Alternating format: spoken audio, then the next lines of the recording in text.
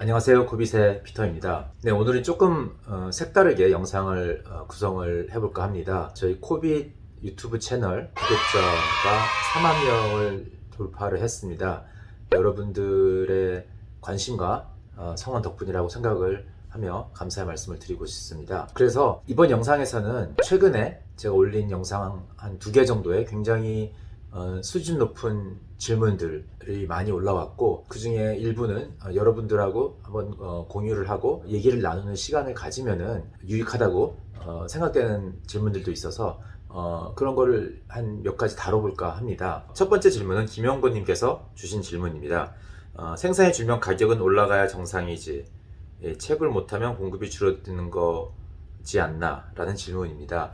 네, 이 질문은 채굴자들이 중국에서 이탈을 하면서 해시파워가 줄어들기 때문에 채굴이 좀 덜 되고 있다라는 내용에서 질문을 주신 것 같은데, 물론 맞는 말입니다. 맞는 말인데, 일단 해시파워가 내려가면은 연산력이 부족해서 채굴에 필요한 수학 문제를 푸는 시간이 조금 길어지죠. 그래서 수학 문제를 풀어야지 블럭이 생성이 되는데, 그 생성 시간이 보통 10분에 하나 생성이 되지만은 연산력이 떨어지게 됨으로써 한 12분, 13분 이렇게 늘어날 수가 있는 겁니다. 그래서 이제 블럭이 생성이 좀 늦게 되니까 채굴이 한 2, 3분 정도 평소보다는 늦게 되는 거이긴 한데, 그게 그 수급에 영향을 미칠 만큼 크지는 않아요. 왜냐면 이게 뭐 10분 되도 이게 1시간 되고 이런 게 아니고 불과 뭐 한 2, 3분 차이이기 때문에 그 영향은 굉장히 미미하고, 또 2주에 한 번씩 그 제가 지난번에 말씀드렸던 난이도 조절이라는 게 있기 때문에 난이도가 하향 조정되면서 수학 문제가 덜 어려워지는 거죠. 그렇기 때문에 좀 줄어든 연산력으로도 풀기가 수월해지는 거고, 그 결과 블럭 생성 타임이 다시 10분으로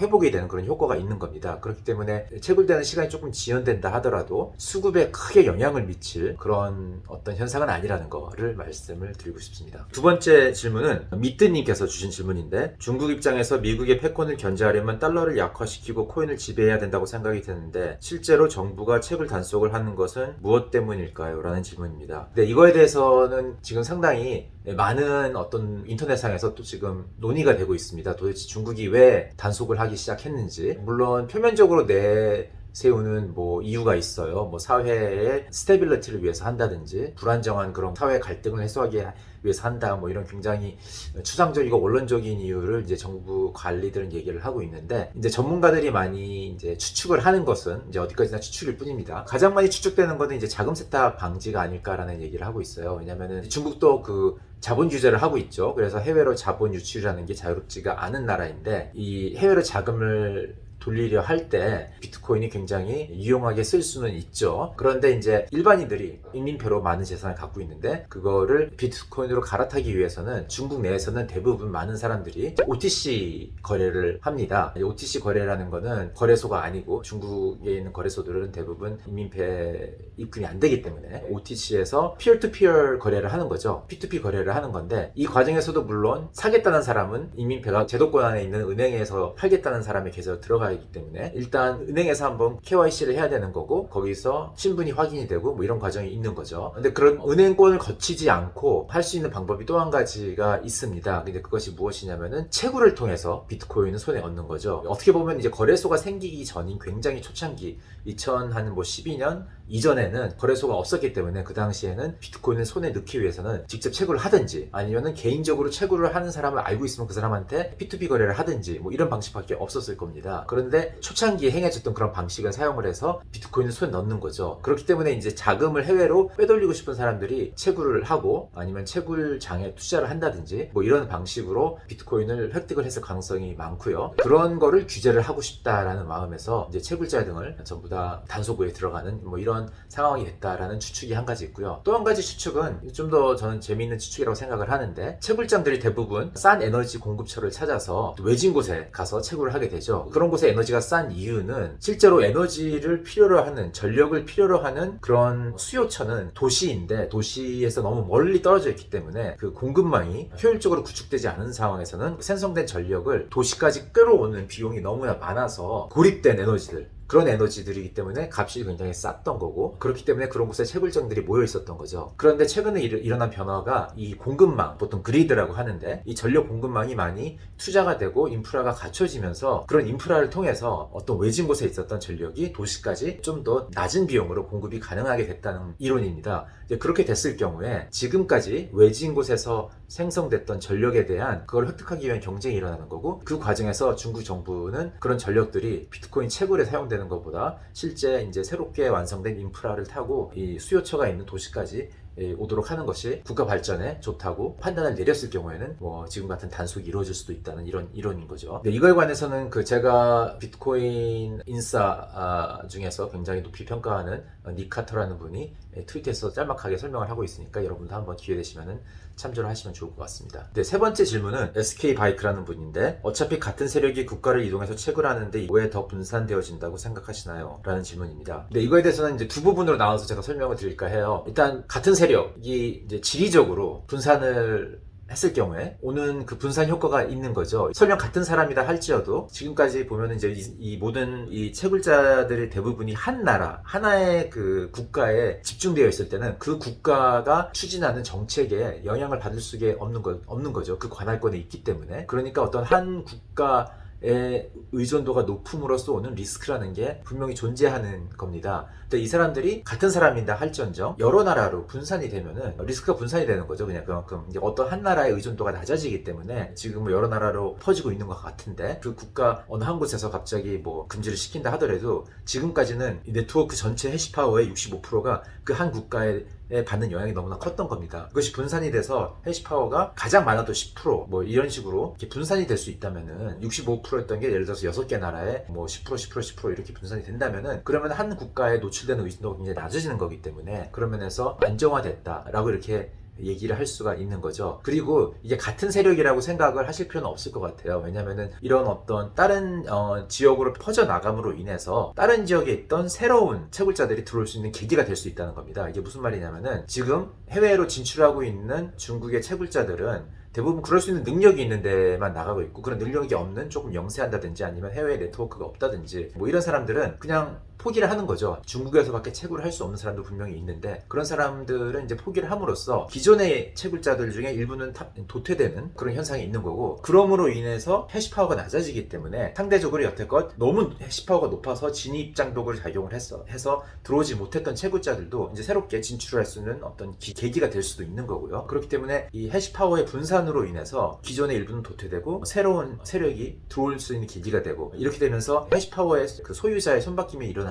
그런 현상이 분명히 있을 거라고 생각이 되고요. 그런 면에서 이건 같은 세력이 아니라 구성원 자체가 조금 달라질 수 있는 어떤 그런 계기가 되는 사건이기 때문에 그런 면에서 분산이 된다고 얘기할 수 있을 것 같습니다. 그 다음 질문은 이듬이라는 분의 질문인데, 라이크를 10개나 받은 굉장히 인기가 많은 질문이었습니다. 질문이 긴데 간단하게 요약을 하면은 이더리움이 비트코인을 능가할 거라는 분석이 최근에 늘고 있고, 그 중에 하나가 네트워크 효과가 이더리움이 훨씬 크다는 그런 주장 때문인데 저의 의견은 어떤지를 여쭤보셨습니다. 비트코인 능가할 거다, 뭐 그럴 수도 있을 것 같아요. 뭐 저는 그거에 대해서 반대하거나 뭐 동의하거나 이런 의견은 없습니다. 단지 제가 말씀드릴 수 있는 거는 이더리움이 비트코인보다 더 리스크가 많은 네트워크라는 건 확실하고요. 근데 리스크가 많다는 게 나쁘다는 얘기가 결코 아니고요. 리스크가 많으니까 이더리움 네트워크에서 우리가 기대해야 될 수익률은 훨씬 더 비트코인보다 커야 된다는 거죠. 그래서 그 기대 수익률이 비트코인보다 더 크지 않으면은 리스크에 대해서 충분히 보상을 받지 않는 거기 때문에, 그러면 투자를 좀 할 가치가 없는 거고, 충분히 보상을 받을 수 있다고 생각을 하면은 그러면은 우리가 투자를 해야 되는 거고, 이런 겁니다. 이게 그러니까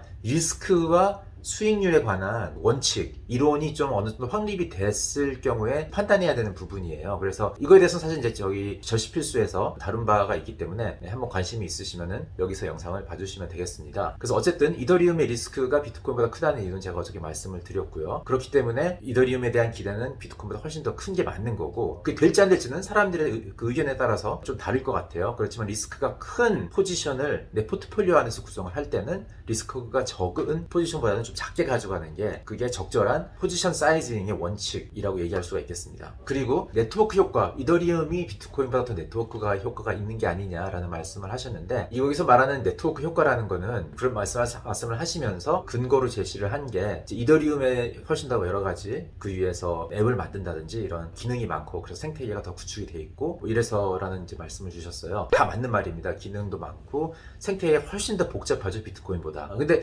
그렇다고 해서 이것이 네트워크 효과가 강하다고 얘기하는 거랑은 조금 다른 것 같아요. 네트워크 효과라는 거는 생태계의 복잡함, 단순함을 기준으로 판단을 하는 게 아니고 얼마나 많은 사람들이 참여를 할 수 있고 그 다음에 참여한 사람들이 떠나지 않는다는 거죠. 일단 이더리움 네트워크는 개발자들을 위한 플랫폼입니다.